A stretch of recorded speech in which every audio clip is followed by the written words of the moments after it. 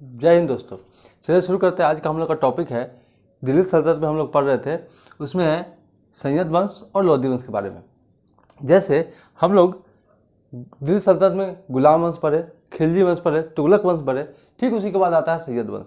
जैसे गुलाम वंश में सबसे अधिक शासक किस में रहे तो गुलाम वंश में, सबसे कम यदि शासक किस में रहे तो वो रहा लोधी वंश में, सबसे कम अवधि का शासन किसका रहा तो वह खिलजी वंश का, सबसे अधिक तक कौन सा वंश शासन किया तो वह तुगलक वंश, सैयद वंश सबसे कम महत्व का शासन रहा।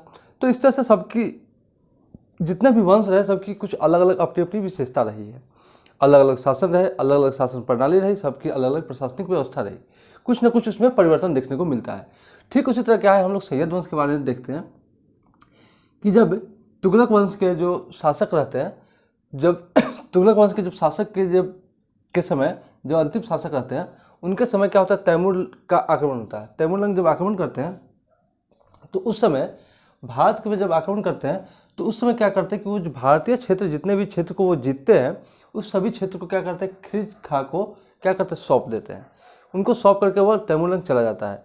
कहा जाता है कि तैमूर लंग के यह जो खिलजी खां है यह तैमूर लंग का सेनापति था। कुछ इतिहासकारों द्वारा कहा जाता है कि तैमूर लंग जब भारत पर आक्रमण किया था उस समय खिलजी खां ने उनका सहयोग किया था, इसलिए खिलजी खां ने खुशी से मतलब उनके सहयोग जो किया था उस कारण इस खिलजी खां को क्या किया, जो भी जीता हुआ क्षेत्र था खिलजी खां को सौंप कर वह चला जाता है। इसके बारे में यह कहा जाता है कि खिलजी खां जैसे भारत का जो क्षेत्र जीतता है उसमें मुख्य रूप से लाहौर और उसके आसपास के क्षेत्र को क्या करता है, तैमूर लंग जीतता है। उस जीतने के दौरान इसने क्या किया कि खिलजी खां ने सिर्फ उसी क्षेत्र पे शासन न करने के अलावा इसने दिल्ली पर भी शासन करने की इच्छा जाहिर की, और इसी दौरान इसने क्या किया, इसने दिल्ली पर भी अपना अधिकार स्थापित किया। तो इसलिए कहा जाता है, और दिल्ली पर जब शासन स्थापित किया तो उसके बाद इसने एक वंश का नाम दिया जिसको कहते हैं सैयद वंश। और इस सैयद वंश का संस्थापक कौन है तो वह है खिलजी खां। तो इस तरह से क्या हुआ कि सैयद वंश के संस्थापक के रूप में खिलजी खां सामने आया कब, 1414 से 1491 तक यह सैयद वंश रहा। और इस सैयद वंश में मुख्य रूप से हम लोग 4 शासक के बारे में पढ़ेंगे।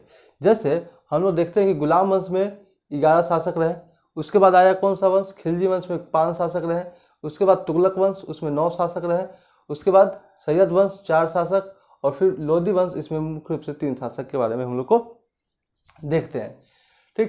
तो ठीक इसी तरह क्या करते हैं, इसमें जो देखते हैं कि सैयद वंश है इसके संस्थापक कौन है, खिलजी खां है।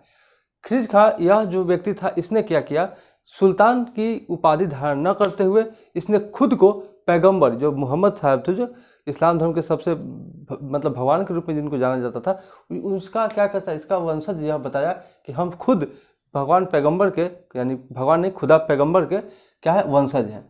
इसने स्वयं को खुद को सुल्तान न कहकर शाहरुख, मतलब क्या होता है कि तैमूर का प्रतिनिधि या पुत्र के रूप में कहकर यह शासन व्यवस्था को चलाता था।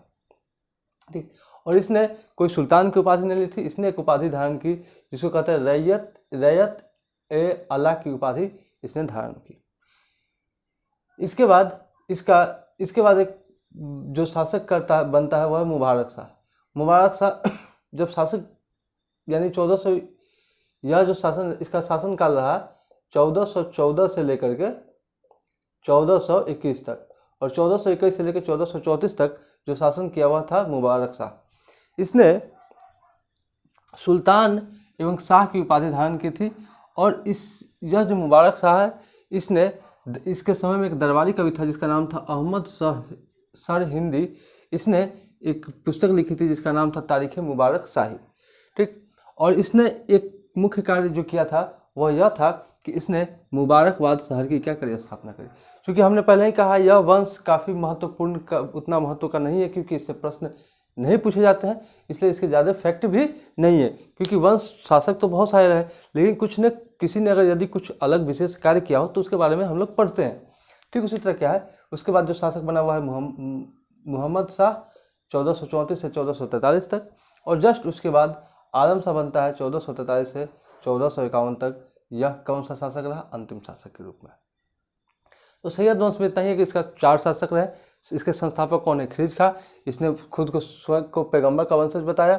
उसके बाद मुबारक शाह, मोहम्मद शाह और आलम शाह, यह मुख्य रूप से 4 जो है शासक रहे सैयद वंश में। अब आते हैं हम लोग लोधी वंश में। लोधी वंश के बारे में पढ़ते हैं। लोधी वंश में मुख्य रूप से 3 शासक के बारे में देखते हैं। एक तो बहलोल लोधी, दूसरा सिकंदर लोधी, और इसी सिकंदर लोधी का बेटा कौन है? इब्राहिम लोधी। तो इसके बारे में हम लोग सबसे पहले देखते हैं। बहलोल लोधी क्या करता है कि लोधी वंश की स्थापना करता है। लोधी वंश के संस्थापक के रूप में हम लोग किसको जानते हैं? बहलोल लोधी को। प्रथम अफगान साम्राज्य की नींव डाली। मतलब क्या है, अभी तक हम लोगों ने जो गुलाम, खिलजी, तुगलक और सैयद वंश देखा, इन सभी जो भी शासक थे वो सभी तुर्क शासक थे, लेकिन यह जो है प्रथम अफगानी शासक था, जिसको नाम जो लोधी वंश की स्थापना करता है वह है बहलोल लोधी, जो कि अफगानी साम्राज्य से बिलोंग करता है। इसने अफगानी परंपरा के अनुसार शासन व्यवस्था को चलाया, यानी कि यहाँ की व्यवस्था को नहीं देखते हुए उसने अपनी जो ईरानी परंपरा जो उसकी थी, अफगानी परंपरा, उसी के अनुसार इसने शासन व्यवस्था को चलाया। इसने क्या किया? इसने एक बहलोली सिक्का जारी किया था, जो सिक्का क्या है, अकबर के शासनकाल तक चला। यानी जब ये इसने बहलोली सिक्का चलाया तो दिल्ली के आसपास के क्षेत्रों में भी यह सिक्का काफ़ी चला, और यह जो सिक्का अकबर के शासनकाल तक चला, यह काफ़ी महत्वपूर्ण क्या है पॉइंट है कि कौन सा सिक्का सबसे लंबे समय तक चला। तो हम लोग कह सकते हैं कि बहलोली जो सिक्का था वह लंबे समय तक चला। इसकी एक उद्घोषणा थी कि राजत्व ही बंधुत्व है, बंधुत्व ही राजत्व है। हमने पहले ही कहा कि यह अफगानी परंपरा के अनुसार क्या करता, शासन करता था। तो इसके अनुसार क्या था कि सभी एक समान है, जिसमें सुल्तान जो है सर्वोपरि है। उस सुल्तान क्या है? सबसे ऊंचा है, सबसे बड़ा है। ठीक। 1484 में बहलोल और हुसैन शाह के बीच जौनपुर का युद्ध हुआ। इसमें क्या होता है कि 1484 में बहलोल और हुसैन के बीच एक जौनपुर का युद्ध होता है, जो कि बहलोल लोधी से क्या है? संबंधित है। उसके बाद इसका बेटा बनता है सिकंदर लोधी, 1489 से 1570 तक। सिकंदर लोधी कहा जाता है कि इस लोधी वंश का प्रमुख शासकों में जाना जाता है। कौन सा शासक? सिकंदर लोधी, क्योंकि इसने भी कुछ कार्य अलग विशेष कार्य किए हैं। इसमें क्या है? निजाम खां, इसका प्रारंभिक नाम था निजाम खां। ठीक। 1504 में इसने क्या करती है? आगरा शहर की स्थापना करती है। शासकों के साथ युद्ध करने के दौरान इसने क्या किया कि और अधिक शासन व्यवस्था को बनाए रखने के लिए इसने क्या किया कि आगरा शहर की स्थापना करता है। और आगरा शहर की स्थापना करने के साथ ही इसने क्या किया? 1506 में आगरा को ही सल्तनत की राजधानी बना देता है। राजधानी के बारे में हम लोग सबसे पहले देखते हैं कि राजधानी बहुत बार परिवर्तन हुआ। उसमें सबसे पहले यदि बात की जाए तो राजधानी परिवर्तन की यदि बात की जाए तो हम लोग देखते हैं कि ऐबक के समय, कुतुबुद्दीन ऐबक के समय जो राजधानी थी वह थी लाहौर। इल्तुतमिश के समय राजधानी हो गई दिल्ली। यानी कि गुलाम वंश में ही, यानी कि समझिए गुलाम वंश में ही राजधानी 2 बार बदली। एक तो लाहौर थी पहली बार, और एक बार लाहौर, पहले लाहौर थी और दूसरी बार कहाँ चली गई? दिल्ली। लाहौर जो थी किसने स्थापना किसने बनाया था? तो यह कुतुबुद्दीन ऐबक ने। और दिल्ली किसने किया? तो इसने इल्तुतमिश ने। उसके बाद जब तुगलक वंश के जो शासक आया मोहम्मद बिन तुगलक, तो इसने क्या किया? इससे दिल्ली से लेकर के कहाँ चला गया? दौलताबाद। ठीक, दौलताबाद लेकर चला गया। और फिर इसने क्या किया? फिर दौलताबाद से कहाँ लेकर आया? दिल्ली। उसके बाद लोधी वंश में जब हम लोग आते हैं, लोधी वंश में तो जो सिकंदर लोधी था इसने क्या किया कि पुनः दिल्ली से कहाँ पे ले गया? आगरा। कहाँ लेकर आ गया? आगरा। दिल्ली से आगरा ले आया। और इसने क्या किया कि पहले तो आगरा शहर की स्थापना की और फिर क्या किया? आगरा ही राजधानी बना दी दिल्ली सल्तनत की। दिल्ली की राजधानी के बारे में हम लोग क्या देखते हैं कि आगरा के बाद जब शाहजहाँ आते हैं, यानी मुगल साम्राज्य के बारे में हम लोग देखते हैं, आगरा के बाद मुगल साम्राज्य आता है तो फिर यह राजधानी कहाँ ले जाता है? शाहजहाँ दिल्ली ले आता है। और उसके बाद हम लोग जब मॉडर्न हिस्ट्री में देखते हैं तो वॉरेन हेस्टिंग्स के बाद राजधानी कहाँ स्थापित होता है भारत की? तो होता है कलकत्ता। ठीक, और उसके बाद फिर जब लॉर्ड हार्डिंग के समय हम लोग राजधानी कहाँ देखते हैं? फिर दिल्ली हो जाती है। जैसे वर्तमान में हम लोग भारत की जो राजधानी देखते हैं वो कहाँ स्थित है? दिल्ली में स्थित है।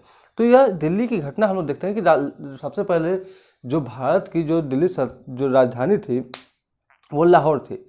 लाहौर से दिल्ली गई, दिल्ली से फिर दौलताबाद, फिर दौलताबाद से फिर दिल्ली, दिल्ली से फिर आगरा, और आगरा से फिर दिल्ली, और फिर कोलकाता, और फिर दिल्ली। वर्तमान में भी कहाँ है? दिल्ली में। तो ठीक उसी तरह क्या हुआ कि 1506 में आगरा में क्या हुआ कि दिल्ली सल्तनत की क्या करती है? राजधानी बनाता है। इसी के समय सिख धर्म की स्थापना, इसी के समय मतलब इसी के समकालीन में क्या होती है कि सिकंदर लोधी के समकालीन में ही सिख धर्म की स्थापना जो गुरु नानक देव की जो किया जाता है, इसी के समय किया जाता है।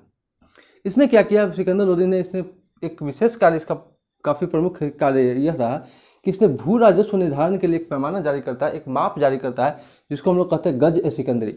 गज ए सिकंदरी नाम से क्या करता है, एक पैमाना जारी किया जाता है, जो कि शायद 30 इंच के लगभग 30 इंच के समान इसका एक माप था, ठीक ना, जो यह जारी करता है।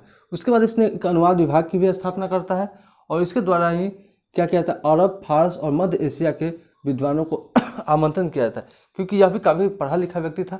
यह पढ़ा लिखा इसलिए था, इसलिए हम लोग समझते हैं क्योंकि यह किसने क्या कविता भी लिखा था। देखिए, इसके द्वारा लज्जत ए सिकंदरी और गुलरुखी उपनाम से फारसी में कविता भी लिखा करता था। क्योंकि यह इससे क्या था, काफ़ी प्रभावित था, यह पढ़ा लिखा व्यक्ति था, इसलिए यह अपने दरबार में हमेशा अरब, फारस और मध्य एशिया से विद्वानों को आमंत्रित किया करता था। ठीक।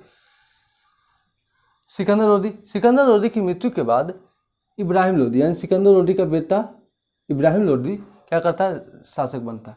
देखिए, सिकंदर लोदी का 2 बेटा था, एक जलाल खां और एक था इब्राहिम लोदी। सिकंदर लोदी के दोनों बेटों में क्या होता है कि हम लोग पहले से देखते हैं कि ईरानी अफगानी परंपरा चलती थी। अफगानी परंपरा के अनुसार क्या होता है कि भाइयों में क्या होता है कि जो संपत्ति होती है उसका बंटवारा होता था। ठीक उसी तरह क्या हुआ, यहाँ पे संपत्ति का बंटवारा हुआ। इस बंटवारे में क्या हुआ कि इब्राहिम लोदी को दिल्ली के आसपास का क्षेत्र और जलाल खां को क्या जौनपुर के आसपास का क्षेत्र दे दिया गया। लेकिन इब्राहिम लोदी ने क्या किया कि इस जौनपुर के जो क्षेत्र था इस पर भी क्या कर, मतलब जलाल खां के साथ युद्ध करके और इस जौनपुर के क्षेत्र को भी अपने में मिला लिया, इसको भी जीत गया। अब क्या होता है कि जब यह ऐसा कार्य किया तो इससे बहुत सारे लोग नाराज हो गए, इसके जो खास लोग थे वो भी नाराज हो गए।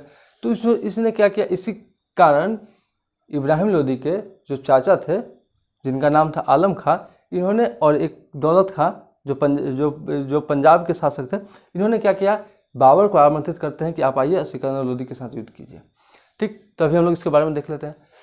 तो इब्राहिम लोदी के मतलब ये 2 भाई था, जलाल खां और इब्राहिम लोदी। ठीक, दोनों को अपना अपना क्षेत्र मिलता है। इब्राहिम लोदी यह क्षेत्र भी क्या करता है, जीत लेता है। और मालवा कब्जे को लेकर के 1517 से 18 के बीच खातौली का युद्ध होता है। यह युद्ध इब्राहिम लोदी और राणा संगा के बीच होता है। इब्राहिम लोदी और राणा संगा के बीच जब युद्ध होता है ना, तो इब्राहिम लोदी क्या होता है, हार जाता है, और इब्राहिम लोदी के हारने के बाद राणा संगा जीत जाता है। और इसी के हार का जो बात है ना, ये बहुत फैल जाती है कि इब्राहिम लोदी क्या है, कमजोर शासक है, यह हार गया। और इसी के बाद क्या होता है कि राणा संगा को बाबर को भी क्या होता है, आमंत्रण मिल जाता है। किसके द्वारा, तो उसके चाचा आलम खां और पंजाब शासक दौलत खां के द्वारा आमंत्रण मिल जाता है। और यह पहले से भी युद्ध हार चुका रहता है। तो बाबर को लगता है कि बाबर यह भी सोचा, यह मंगोल आक्रमणकारी था, तो इसने भी सोचा कि चलो हम आक्रमण करते हैं, क्योंकि यहाँ पे भी क्या है, सहयोग करने वाला हमें मिल ही जाएगा, और ये थोड़ा कमजोर शासक है ही, तो आक्रमण युद्ध जितना आसान है।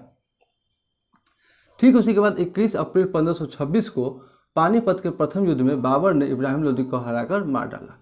कहा जाता है कि दिल्ली सल्तनत का पहला, एकमात्र और अंतिम शासक जिसको क्या हुआ, युद्ध भूमि में मारा गया, वह कौन है, इब्राहिम लोदी। यानी 1517 से 1526 तक क्या इसके इब्राहिम लोदी का शासन कर रहा है। इसी 1526 में पानीपत के प्रथम युद्ध के बाद क्या होते है कि इसकी मृत्यु कर दी जाती है, और इसी के बाद क्या होता है, मुगल साम्राज्य की स्थापना होती है। मुगल साम्राज्य की स्थापना इसी 1506 ईस्वी से 1827 ईस्वी तक मुगल साम्राज्य चलता है। और इसी पर जो पानीपत का प्रथम युद्ध था, इसी युद्ध में कहा जाता है कि तोप का पहली बार प्रयोग किया गया था इस युद्ध में। तो इस तरह से हम लोगों ने क्या देखा, दिल्ली सल्तनत के प्रमुख शासकों में गुलाम वंश, खिलजी, तुगलक, सैयद और लोदी वंश। गुलाम वंश में हम लोगों ने प्रमुख शासकों के रूप में किसको देखा, तो गुलाम वंश में हम लोगों ने प्रमुख शासकों के रूप में देखा किसको, तो कुतुबुद्दीन ऐबक, उसके बाद कुतुबुद्दीन ऐबक, इल्तुतमिश, रजिया सुल्तान, बलबन। उसके बाद हम लोग देखते हैं तुगलक वंश, उसके बाद देखें खिलजी वंश, जलालुद्दीन खिलजी, अलाउद्दीन खिलजी प्रमुख रूप से हम लोग देखते हैं, उसने काफ़ी कुछ कार्य किए थे। ठीक, उसके बाद तुगलक वंश, गयासुद्दीन तुगलक, मोहम्मद बिन तुगलक, फिरोज शाह तुगलक, और उसके बाद सैयद वंश में देखें हम लोग किसके, खिलजी खां के बारे में, लोदी वंश, बहलोल लोदी, सिकंदर लोदी और इब्राहिम लोदी। तो इस तरह से क्या होता है कि दिल्ली सल्तनत के क्या होता है, 1526 ईस्वी में दिल्ली सल्तनत का खात्मा हो जाता है और एक नया साम्राज्य का उदय होता है, मुगल साम्राज्य। अब इसी बीच में क्या होता है कि अभी हम लोग इसके बाद हम लोग पढ़ेंगे दिल्ली सल्तनत के प्रशासनिक कार्य, साहित्य और स्थापत्य के क्षेत्र में देखेंगे क्या क्या कार्य हुए।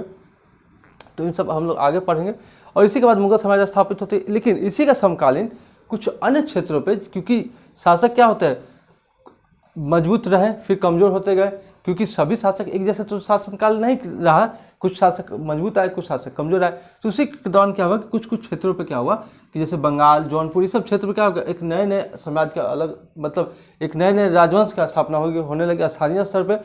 उसी स्तर पर हम लोग देखते हैं दक्षिण भारत में बहमनी साम्राज्य, विजयनगर साम्राज्य, फिर उत्तर में आते हैं तो जौनपुर, बंगाल, ये सभी प्रांतीय राजवंश के क्या होते हैं, नया राजवंश निकल के आता है। तो उसके बारे में हम लोग पढ़ेंगे। ठीक, चलिए आज के लिए इतना ही, फिर मिलते हैं हम लोग नेक्स्ट वीडियो में। तब तक के लिए इतना ही, धन्यवाद।